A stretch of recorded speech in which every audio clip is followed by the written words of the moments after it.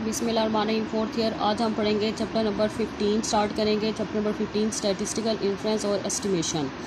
तो सबसे पहले हम देख लेते हैं कि स्टैटिस्टिकल इन्फ्रेंस क्या होता है। तो स्टैटिस्टिकल इन्फ्रेंस मतलब अगर एक रिसर्चर है तो रिसर्चर जब किसी चीज़ पर रिसर्च कर रहा है तो वो पहले उसकी पॉपुलेशन देखता है, फिर उसकी इंफॉर्मेशन सैम्पल इंफॉर्मेशन कलेक्ट करता है और फिर भी उसमें मुख्तलिफ टेक्निक्स लगाता है। तो सारे प्रोसीजर को हम क्या कहते हैं, स्टैटिस्टिकल इन्फ्रेंस। तो स्टैटिस्टिकल इन्फ्रेंस को आप 2 एरियाज़ में डिवाइड करते हैं। एक होता है एस्टिमेशन, एक होता है आपका टेस्टिंग ऑफ हाइपोथेसिस।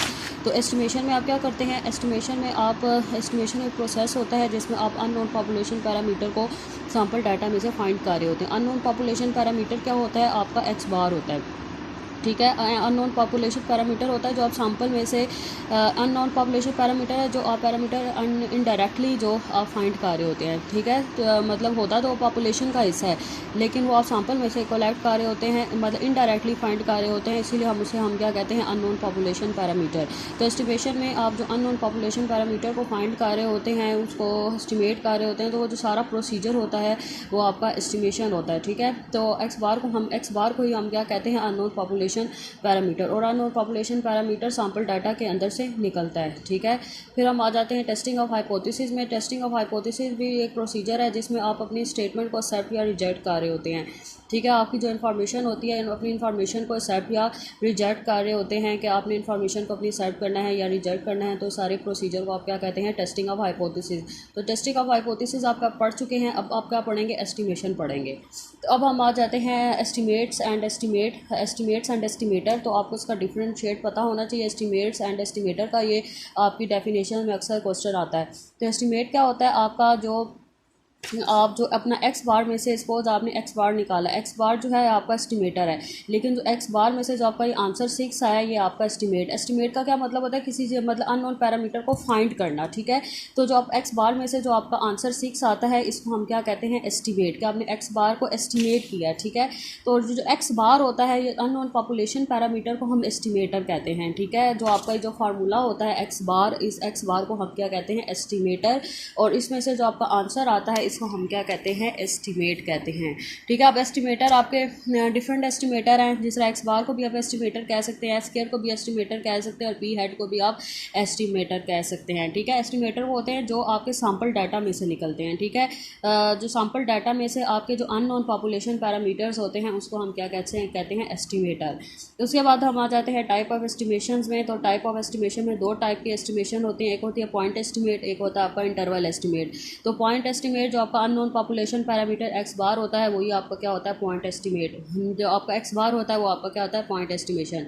और इंटरवल एस्टिमेशन आपकी रेंज होती है जिसमें आप ये फाइंड करते हैं कि आपका जो अननोन पॉपुलेशन पैरामीटर है उस रेंज में फॉल कर रहा है या नहीं कर रहा, इसको हम क्या कहते हैं, इंटरवल एस्टिमेशन। सपोज ये आपका कॉन्फिडेंस इंटरवल का फार्मूला है, इसी को आपकी इस कॉन्फिडेंस इंटरवल के फार्मूले में आप क्या चेक करते हैं कि आपका अननोन पॉपुलेशन पैरामीटर, आप कितने % कॉन्फिडेंट हैं कि आपका अननोन पॉपुलेशन पैरामीटर इसमें लाइक आ रहा है या नहीं लाइक आ रहा। तो ये आपका क्या होता है, इंटरवल एस्टिमेट। कि मतलब आपने इसमें कौन सी एस्टिमेशन कर रहे हैं, इंटरवल एस्टिमेट कर रहे हैं। इसको हम इंटरवल एस्टिमेट भी कह सकते हैं, इसको हम कॉन्फिडेंस इंटरवल भी कहते हैं। अब इसमें ये चीज़ होती है एक्स बार, ये पॉइंट एस्टिमेट होता है, और इसमें ये वाली टर्म है इसको हम स्टैंडर्ड एरर ऑफ एस्टिमेट कहते हैं। और जो सिग्मा बाय अंडर रूट है ना, इसको हम स्टैंडर्ड एरर कहते हैं, ठीक है। ये आप नोट कर लें। और ये आपकी जो पॉइंट एस्टिमेट और इंटरवल एस्टिमेट की डेफिनेशन आप अच्छे से आपने याद करनी है क्योंकि पेपर्स में आती है आपकी। अब हम देख लेते हैं next topic, criteria for good point estimator, ठीक है। ये आपके 4 क्राइटेरिया हैं, ये आपने इनकी डेफिनेशन इसकी भी अच्छे से याद करनी है, ठीक है। वो इसमें भी एक क्वेश्चन थ्योरी में देता है कि आप गुड पॉइंट एस्टिमेटर के क्राइटेरिया को एक्सप्लेन करें, ठीक है। तो इसमें आपने छोटी छोटी मतलब डेफिनेशन और कुछ फार्मूला लिख के चारों को आप एक्सप्लेन करते हैं, ठीक है। अभी तो मैंने आपको उसको डिटेल में समझाया हुआ है। तो criteria for good point estimator में आपके 4 क्राइटेरियाज हैं। सबसे पहले होता है अनबाइसनेस, दूसरा होता है कंसिस्टेंसी, तीसरा होता है एफिशिएंसी और चौथा होता है सफिशिएंसी। अभी आप इसकी डेफिनेशन और इसकी मतलब इसको समझेंगे भी और इसके न्यूमेरिकल्स भी आपने करने हैं, ठीक है। तो सबसे पहले हम देख लेते हैं अनबाइसनेस। तो अनबाइसनेस में आप क्या चेक करते हैं कि जो आप जब अपने अननोन पॉपुलेशन पैरामीटर पे एक्सपेक्टेशन अप्लाई करते हैं और वो इक्वल हो जाता है पॉपुलेशन पैरामीटर के, तो इसको हम क्या कहते हैं, अनबाइसनेस। सपोज आपका थीटा हेड या आपका एस्टिमेटर है, इस पर आपने एक्सपेक्टेशन अप्लाई की और वो इक्वल हो गया पॉपुलेशन पैरामीटर के, तो इसको हम क्या कहते हैं, अनबाइसनेस। ठीक है, जब भी आप अपने एस्टिमेटर पे एक्सपेक्टेशन अप्लाई करते हैं तो जब वो इक्वल हो जाता है पॉपुलेशन पैरामीटर के, तो इसको हम क्या कहते हैं, अनबाइसनेस। का आपका एस्टिमेटर अनबाइस्ड है। ठीक है, तो अनबाइसनेस में आप क्या करते हैं, एक्सपेक्टेशन अप्लाई करते हैं। आपने हमेशा याद रखना है अनबाइसनेस में आपने क्या अप्लाई करना होता है, एक्सपेक्टेशन अप्लाई करते हैं, और वो उसको हम चेक करते हैं कि वो हमारा पॉपुलेशन पैरामीटर के इक्वल है या नहीं है। ठीक है, इसमें आप ये सारे प्रूफ छोटे छोटे देखेंगे, expectation of S bar is equal to mu, expectation of P hat is equal to P, और expectation of small S square is equal to sigma square. ठीक है, ये सारे आपके अनबाइस्ड एस्टिमेटर हैं। ठीक है, और अगर आपका सपोज एक्सपेक्टेशन ऑफ अगर आपका जो एस्टिमेटर है उस पर जब आप एक्सपेक्टेशन अप्लाई करते हैं वो आपके पॉपुलेशन पैरामीटर के एग्जैक्ट इक्वल नहीं आता, तो फिर हम क्या कहते हैं, वो आपका एस्टिमेटर बाइस्ड है। ठीक है, जब आपका expectation of theta hat not equal to theta होगा तो वो आपका एस्टिमेटर क्या होगा, बाइस्ड होगा। और अगर आपका expectation of theta had greater than theta होगा तो वो आपका पॉजिटिवली बाइस्ड होगा, और अगर आपका expectation of theta had less than theta होगा तो वो आपका नेगेटिवली बाइस्ड होगा। ठीक है, अब इसका ये अनबाइसनेस का छोटा सा प्रूफ देख लें कि expectation of x bar is equal to mu. ये कैसे प्रूव होता है, एक्स बार किसके इक्वल होता है, 1/n समेशन एक्स आई, ये सबको पता है।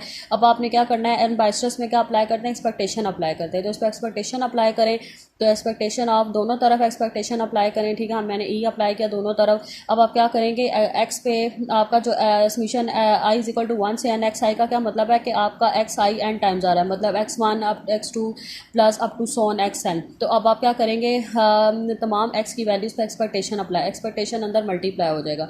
इसी तरह expectation of x1 plus expectation of x2 up to so on expectation of xn। अब एक्सपेक्टेशन ऑफ x1 x2 ये सारे किसके इक्वल होते हैं, म्यू के इक्वल होते हैं। तो सब की जगह क्या लगा दें, म्यू म्यू लगा दें। अब म्यू ये n टाइम्स जा रहा है तो ये किसके इक्वल हो जाएगा, ये क्या बन जाएगा, n म्यू बन जाएगा। ठीक है, तो n mu divided by n cancel हो जाएगा, तो आपका expectation of x bar mu के इक्वल आ गया। सो अब आप लिख सकते हैं कि x bar is unbiased estimator of mu. जब भी आपका एस्टिमेटर पे जब आप एक्सपेक्टेशन अप्लाई करते हैं और वो आपके पॉपुलेशन पैरामीटर के इक्वल हो जाता है तो फिर आप नीचे इसी तरह लिखते हैं कि आपका x bar is unbiased estimator of mu. अब हम प्रोपोर्शन को प्रूव कर लेते हैं कि आपका जो एक्सपेक्टेशन ऑफ पी हैड वो एक पी के इक्वल है या नहीं है। तो पी हैड किसके इक्वल होता है, एक्स बाय एन के इक्वल होता है। इस पर एक्सपेक्टेशन अप्लाई करें दोनों तरफ, तो 1/n बाहर आ जाएगा, एक्स पे एक्सपेक्टेशन आ जाएगा। अब एक्सपेक्टेशन ऑफ एक्स इक्वल होता है एन पी के, तो एक्सपेक्टेशन ऑफ एक्स की जगह लिख दें n p by n, N cancel हो जाएगा और एक्सपेक्टेशन ऑफ पी हैड आपके पी के इक्वल आ जाएगा। सो आपका p hat is unbiased estimator of p. ठीक है, ये आपके क्वेश्चन में आ सकते हैं, ये आपने इसको अच्छे से देखना है। अब आपका ये एग्जाम्पल 15.2 है, ये मोस्ट इंपॉर्टेंट आपकी एग्जाम्पल है। ठीक है, ये लाजमी पेपर में आपके आते हैं, इसको आपने प्रूफ को अच्छे से तैयार करना है।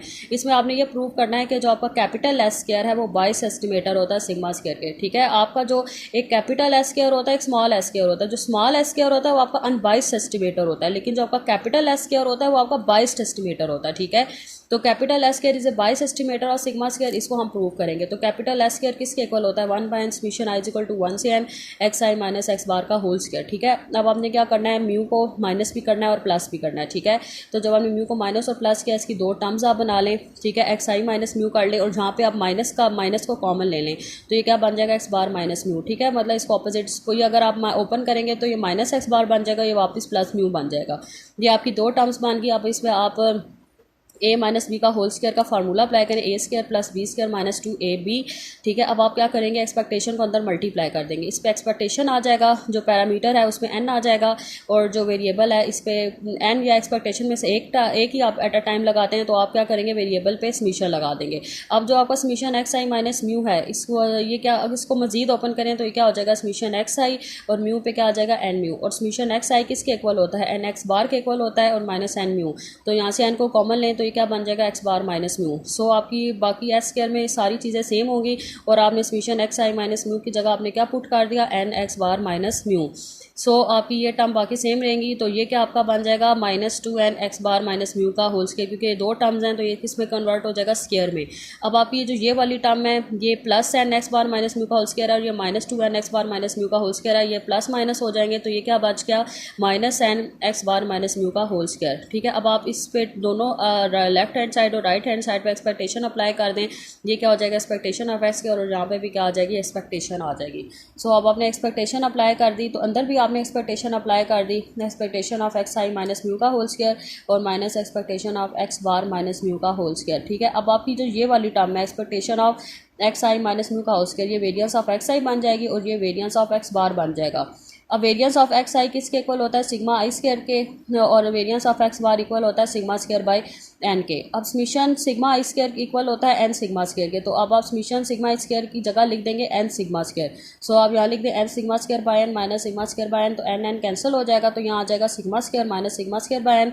तो यहाँ से हम N minus one by N को कॉमन लें, सिग्मा स्क्वायर को कॉमन लें, तो पीछे क्या बच जाएगा N minus one by N. So आपका ये देखें कैपिटल एस के एग्जैक्ट सिग्मा स्क्वायर के इक्वल नहीं आया, ठीक है, इसमें ये वाली टर्म आ रही है, ठीक है, मतलब ये एग्जैक्ट आपका पॉपुलेशन पैरामीटर के इक्वल नहीं आया, इसीलिए हम कहते हैं कि capital S square is a biased estimator of sigma square. अब हम स्मॉल एस स्क्वायर को प्रूव करते हैं, इसका अनबाइसनेस प्रूव करते हैं, ठीक है। तो आप इसी तरह ये स्मॉल एस स्क्वायर आपका इस फॉर्मूले इसके इक्वल होता है 1 by N minus one summation X I minus x bar का होल स्क्वायर, ठीक है। आपने क्या करना है कि जो आपने ये सारा यहाँ से लेकर यहाँ तक सारा आपने सेम करना है, ठीक है। ये मैंने ये वाली जो अंदर वाली टर्म को देखना है, इस समीशन एक्स आई वाली को, ठीक है। ये जो अंदर वाली टर्म है ये आपने सारा करते करते यहाँ तक लेके आना है, ठीक है। यहाँ तक मैंने वो फिर डायरेक्ट ले दिया, ठीक है। आपने शुरू से सारा इसको एंड तक यहाँ तक सॉल्व करना है जो पीछे हुआ है, ठीक है।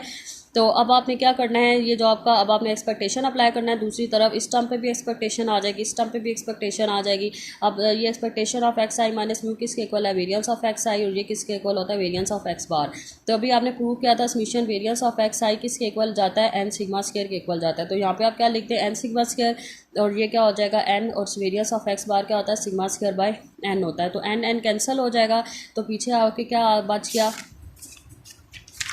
पीछे आपके पास क्या रह गया, 1 by N minus one n sigma square minus sigma square. तो यहाँ से सिग्मा स्क्वायर को कॉमन लें तो पीछे क्या बच जाएगा, एन माइनस वन, तो एन माइनस वन कैंसिल हो जाएगा, और पीछे क्या आ गया, सिग्मा स्क्वायर। सो अब आप देख लेंगे, आपने जो आपका कैपिटल एस स्क्वायर है उस पर आपने एक्सपेक्टेशन अप्लाई की, तो वो आपका एग्जैक्ट पॉपुलेशन पैरामीटर के इक्वल आ गया। So S small S square is unbiased estimator of sigma square, आप देख दें, ठीक है। अनबाइसनेस के लिए आपने हमेशा क्या अप्लाई करना होता है, एस्टिमेटर पे एक्सपेक्टेशन आप अप्लाई करते हैं, ये चीज़ें आपने याद रखनी है। अब कंसिस्टेंसी आ गया नेक्स्ट आपका जो क्राइटेरिया है जो गुडनेस पॉइंट एस्टिमेटर का, तो इसमें कंसिस्टेंसी क्या है, कंसिस्टेंसी में आप ये करते हैं कि कंसिस्टेंसी में जो आपका एन जो होता है इन्फिनिटी को अप्रोच करता है, तो जब आपका एन इन्फिनिटी को अप्रोच करता है तो जो एस्टिमेटर का वेरिएंस होता है वो ज़ीरो आ जाता है, तो इस चीज़ को आप क्या कहते हैं, कंसिस्टेंट एस्टिमेटर, ठीक है। कंसिस्टेंसी में आप क्या करते हैं कि आपका जब एन अप्रोच करता है इन्फिनिटी को तो जो उसका एस्टिमेटर का वेरिएंस हो जाता है वो ज़ीरो हो जाता है, तो आपका एस्टिमेटर क्या बन जाता है, कंसिस्टेंट एस्टिमेटर। तो कंसिस्टेंसी में आपने सबसे पहले हमेशा एस्टिमेटर का वेरिएंस निकालना होता है, और फिर उसके बाद आपने एन अप्रोच करके इन्फिनिटी को उसमें पुट करना होता है, लिमिट पुट करनी होती है। तो आपका जो वेरिएंस अगर ज़ीरो आ जाता है तो आप कह सकते हैं कि आपका एस्टिमेटर जो है कंसिस्टेंट एस्टिमेटर है, ठीक है। सपोज आप प्रूव कर लेते हैं कि X bar is consistent estimator of mu, X bar को हम प्रूव करते हैं, तो expectation of x bar is equal to mu, या अनबाइस्ड आपने प्रूव किया है। अब इसका जो वेरिएंस ऑफ एक्स बार किसके इक्वल होता है, सिग्मा स्क्वायर बाय एन के, ठीक है। वेरिएंस ऑफ एक्स बार किसके इक्वल होता है, सिग्मा स्क्वायर बाय एन के। तो आपका क्योंकि आप एक्स बार के लिए कर रहे हैं ना, तो वेरिएंस ऑफ एक्स बार क्या होता है, सिग्मा स्क्वायर बाय एन। तो आपका जब एन अप्रोच करता है इन्फिनिटी को तो आप इसमें लिमिट अप्लाई कर दें, limit N approach to infinity, और limit N approach to infinity sigma square by N. अब आप एन की जगह क्या लिखेंगे, इन्फिनिटी, तो सिग्मा स्क्वायर बाय इन्फिनिटी। तो आपका जब भी किसी कोई टर्म इन्फिनिटी पे डिवाइड होती है तो किसके इक्वल होती है, जीरो के इक्वल हो जाती है। सो अब आपका वेरिएंस जीरो आ गया, तो अब आप कह सकते हैं कि आपका जो एक्स बार है वो अनबाइस्ड एस्टिमेटर भी है और कंसिस्टेंट एस्टिमेटर भी है, ठीक है क्लास। अब आप पी हेड को प्रूव कर लेंगे, पी हेड भी आपका कंसिस्टेंट एस्टिमेटर ऑफ पी है या नहीं है। तो एक्सपेक्टेशन ऑफ पी हेड किसके इक्वल है, पी के, आपने प्रूव किया है क्या, expectation of P head is unbiased estimator of P. अब इसकी कंसिस्टेंसी भी प्रूव करते हैं, तो वेरिएंस ऑफ पी हेड किसके इक्वल होता है, आपका वेरिएंस ऑफ पी हेड किसके इक्वल होता है, एक्स बाय एन के इक्वल होता है। तो आप इसमें वेरिएंस अप्लाई करें तो एन क्या हो जाएगा, 1 बाय एन स्क्वायर। जब भी आपका, मैंने आपको बताया था पहले भी थर्ड ईयर में भी, कि जब भी आप वेरिएंस अप्लाई करते हैं जो आपकी कांस्टेंट होती हैं, टर्म्स होती हैं, वो स्क्वायर में कन्वर्ट हो जाती है, और जो वेरिएबल होता है उसमें वेरिएंस आ जाता है। तो ये आपका कांस्टेंट टर्म है, ये आपका स्क्वायर में कन्वर्ट हो गया, और वेरिएंस ऑफ एक्स हो गया। तो वेरिएंस ऑफ एक्स किसके इक्वल होता है, एन पी क्यू के। सो वेरिएंस ऑफ एक्स की जगह आप लिख दें n p q by n square, n और ये स्क्वायर कैंसिल हो जाएगा, पीछे आ जाएगा आपका पी क्यू बाय एन। अब आप इसमें लिमिट अप्लाई करें, limit N approach to infinity, तो एन की जगह आप इन्फिनिटी लिखें तो ये भी आपका जीरो आ गया। सो आपका जो पी हेड है वो आपका अनबाइस्ड एस्टिमेटर भी होता है और कंसिस्टेंट एस्टिमेटर भी होता है, ठीक है। कंसिस्टेंट एस्टिमेटर में आपका जो एस्टिमेटर है वो अनबाइस्ड होना ज़रूरी नहीं होता, ठीक है। ये नहीं है कि आपने कंसिस्टेंसी चेक करने के लिए उसका अनबाइस्ड होना ज़रूरी हो, तो कंसिस्टेंट एस्टिमेटर में आपका एस्टिमेटर का अनबाइस्ड होना ज़रूरी नहीं होता। अगर आपका एस्टिमेटर जो बाइस्ड भी है तब भी आप उसकी कंसिस्टेंसी चेक कर सकते हैं, ठीक है क्लास। कंसिस्टेंसी में आपके एस्टिमेटर का अनबाइस्ड होना ज़रूरी नहीं, अगर आपका एस्टिमेटर बाइस्ड है तब भी आप उसकी कंसिस्टेंसी चेक कर सकते हैं। सो अब आपने समझ आ गई। अनबाइस्ड में आपने क्या अप्लाई करना होता है, एक्सपेक्टेशन। कंसिस्टेंसी में आपने क्या अप्लाई करना होता है, आपने उसका वेरिएंस अप्लाई करके एन को अप्रोच करना होता है इन्फिनिटी के और उसको जीरो के इक्वल आना होता है। अब हम तीसरा इसका मेथड पढ़ लेते हैं। Criteria of good point estimator का तीसरा है आपका जो है वो एफिशिएंसी है। तो एफिशिएंसी में आप क्या करते हैं, अगर आपके पास 2 एस्टिमेटर हैं या 3 एस्टिमेटर हैं तो उसके तीनों एस्टिमेटर का वेरिएंस निकाल के और वेरिएंस की हम चेक करते हैं कि कौन सा वेरिएंस आपका, कौन सा एस्टिमेटर ज़्यादा एफिशिएंट है। मतलब जिसका एस्टिमेटर का वेरिएंस कम होगा वो आपका एस्टिमेटर ज़्यादा एफिशिएंट होगा। लेकिन एफिशिएंसी में आपका एस्टिमेटर का अनबाइस्ड होना ज़रूरी है। अगर आपका एस्टिमेटर अनबाइस्ड है तो आप उसी की एफिशिएंसी निकालेंगे, ठीक है, एफिशिएंसी निकालेंगे क्योंकि आपका वेरिएंस एस्टिमेटर अगर आपका अनबाइस्ड है देन आप उसका वेरिएंस निकालेंगे और उसकी एफिशिएंसी निकालेंगे। लेकिन अगर आपका वेरिएंस बाइस्ड है तो फिर तब ना आप उसका वेरिएंस निकालेंगे ना ही उसकी एफिशिएंसी निकालेंगे। सो आपने जब आपका वेरिएंस अगर सपोज अगर आपके 2 एस्टिमेटर हैं, आपके दोनों एस्टिमेटर अनबाइस्ड हैं, ठीक है, तो आप क्या करेंगे, उन दोनों के वेरिएंस निकालेंगे और जिसका वेरिएंस कम होगा तो आप कहेंगे कि वो आपका जो एस्टिमेटर है वो ज़्यादा एफिशिएंट है, ठीक है। तो अगर आपका सपोज 2 आपके एस्टिमेटर हैं, एक T1 है एक T2, अगर आपका T1 वेरिएंस लेस है T2 से तो आप कहेंगे कि T1 आपका मोर एफिशिएंट एस्टिमेटर है दैन T2 के। अब एफिशिएंसी में हमने रिलेटिव एफिशिएंसी भी निकालनी होती है। तो रिलेटिव एफिशिएंसी का फार्मूला होता है variance of T2 by T1। अगर आप वेरिएंस ऑफ T1 को नीचे रख रहे हैं, ठीक है, तो नीचे वाली टर्म को देखना है, ठीक है, नीचे वाली टर्म के लिए अगर आप वेरिएंस T1 को नीचे रख रहे हैं तो हम एफिशिएंसी किसकी चेक कर रहे हैं, T1 की। अगर आप T2 को नीचे रखते हैं एफिशिएंसी में तो हम एफिशिएंसी किसकी चेक करते हैं, T2 की। लेकिन अभी आपने किसको नीचे रखा हुआ है, T1 को नीचे रखा हुआ है, तो इसीलिए हम किसकी एफिशिएंसी चेक कर रहे हैं, T1 के लिए चेक कर रहे हैं। सपोज अगर आपका EF, अगर आपका इसको डिवाइड करने से आपका EF ग्रेटर दैन 1 आ जाता है तो आप कहेंगे कि आपका जो T1 है वो मोर एफिशिएंट दैन T2 है।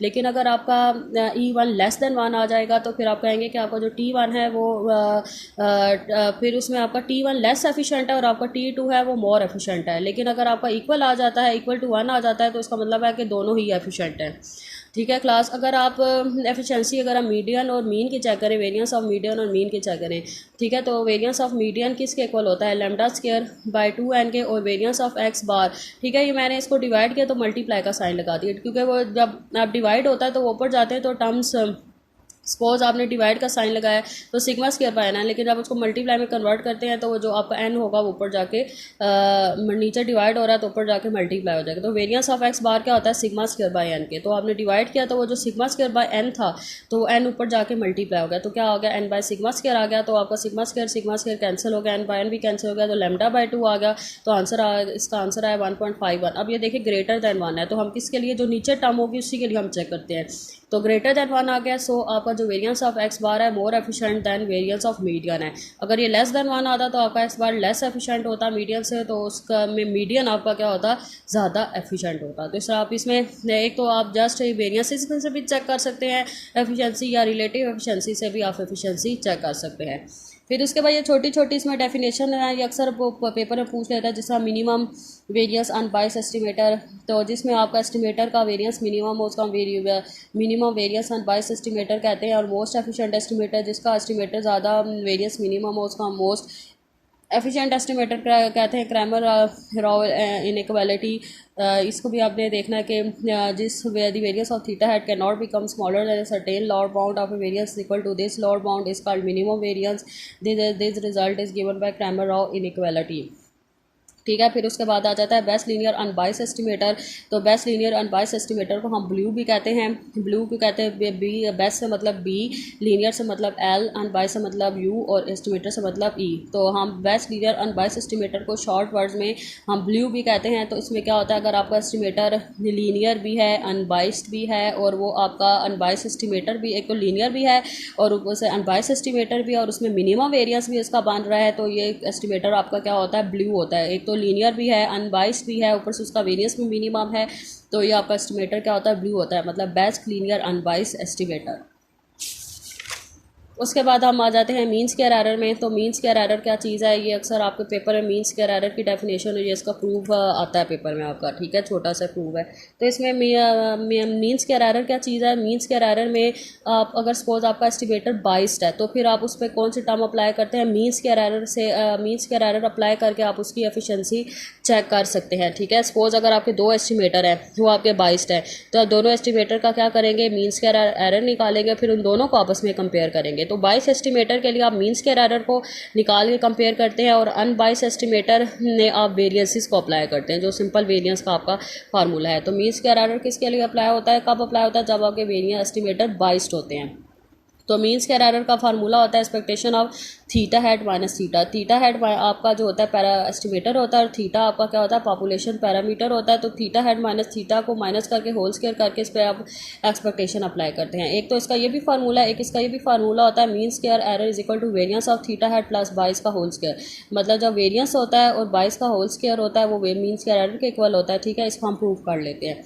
तो mean square error of theta hat is equal to expectation of theta hat minus theta का होल स्क्वायर है। तो आप एक्सपेक्टेशन ऑफ थीटा हेड को माइनस भी करें और प्लस भी करें। ठीक है, तो अब आपने क्या करना है कि इसमें ये आपकी जो टर्म्स हैं इनको दो टर्म्स में कन्वर्ट कर दें। ठीक है, फिर अब आपने क्या करना है, इस पर